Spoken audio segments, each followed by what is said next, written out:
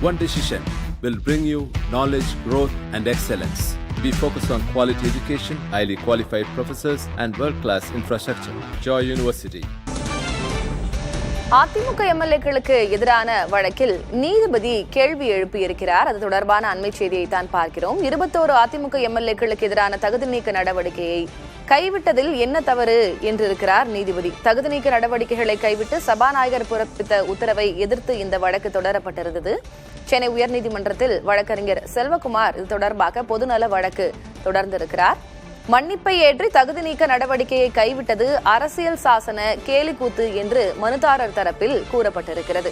3ஆம் நபர் பொதுநல வழக்கு தாக்கல் செய்ய முடியாது என்று தமிழக அரசு தரப்பு கூறியிருக்கிறது. இந்நிலையில் அதிமுக எம்எல்ஏக்களுக்கு எதிரான இதனை தள்ளுபடி செய்ததில் என்ன தவறு என்று கேட்டிருக்கிறார் நீதிபதி. கூடுதல் விவரங்களை வழங்குவதற்காக செய்தியாளர் சுப்பையா இணைந்திருக்கிறார். சுப்பையா, முழு விவரம் என்ன?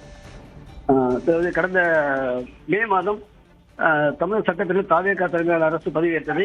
அதன் பிறகு மே 13ஆம் தேதி அவர்கள் நம்பிக்கை தீர்மானம் கொண்டு வந்த போது கொரோனா உத்தரவை மீறி அரசுக்கு ஆதரவாக அதிமுக எம்எல்ஏக்கள் 25 பேர் வாக்களித்தார்கள். அவ்வாறு வாக்களித்த அந்த எம்எல்ஏக்களுக்கு எதிராக தகுதி நீக்க நடவடிக்கை எடுக்க வேண்டும் என அதிமுக பொதுச்செயலர் எடப்பாடி பழனிசாமி சபாநாயகரிடம் மனு கொடுத்திருந்தார். இந்த மனுவை கொடுத்த நிலையில் 4 எம்எல்ஏக்கள் ராஜினாமா செய்தார்கள். இதனைத் தொடர்ந்து மீதமுள்ள 21 எம்எல்ஏக்கள் எஸ் பி வேலுமணி உள்ளிட்ட 21 எம்எல்ஏக்கள் மன்னிப்பு கடிதம் கொடுத்தனர். அது மட்டுமில்லாமல் இதனை தொடர்ந்து அவர்கள் மீதான அந்த நடவடிக்கை எடுக்க கோரிய தகுதி நீக்க நடவடிக்கை எடுக்கக்கூடிய மனுவை திரும்ப பெற்றுக் கொள்வதாக அதிமுக பொதுச்செயலர் எடப்பாடி பழனிசாமி தரப்பில் சபாநாயகருக்கு மீண்டும் கடிதம் அனுப்பப்பட்டது. இந்த கடிதத்தை ஏற்றுக்கொண்டு சபாநாயகர் 21 எம்எல்ஏக்களுக்கு எதிரான தகுதி நீக்க நடவடிக்கைகளை கைவிடுவதாக உத்தரவு பிறப்பித்தார். இந்த உத்தரவை ரத்து செய்ய கோரி வழக்கறிஞர் செல்வகுமார் என்பவர் உயர்நீதிமன்றத்தில் பொதுநல வழக்கு தாக்கல் செய்திருந்தார். இந்த வழக்கு தலைமை நீதிபதி சுசிரின் அரவிந்த் தர்மாதிகாரி மற்றும் நீதிபதி அருண்முருகன் ஆகியோர் முன்பு விசாரணைக்கு வந்தது. அப்போது இதே கோரிக்கையுடன் தாக்கல் செய்யப்பட்ட மனுவை அபராதத்துடன் தள்ளுபடி செய்துள்ளதாக தெரிவித்தை அடுத்து இந்த மனுவை வாபஸ் பெறப்பட்டது என நீதிபதி தெரிவித்தனர்.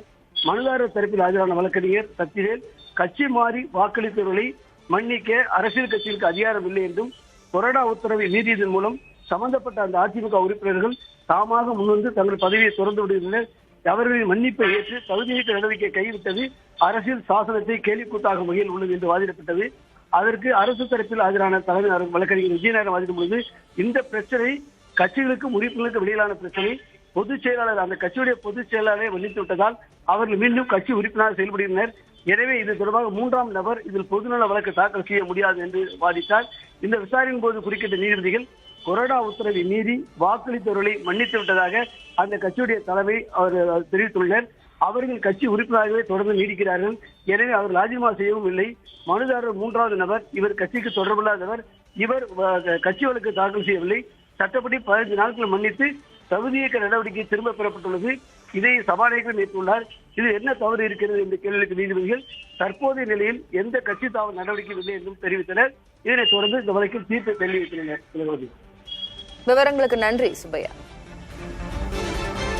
One decision will bring you knowledge, growth, and excellence. We focus on quality education, highly qualified professors, and world-class infrastructure. Joy University.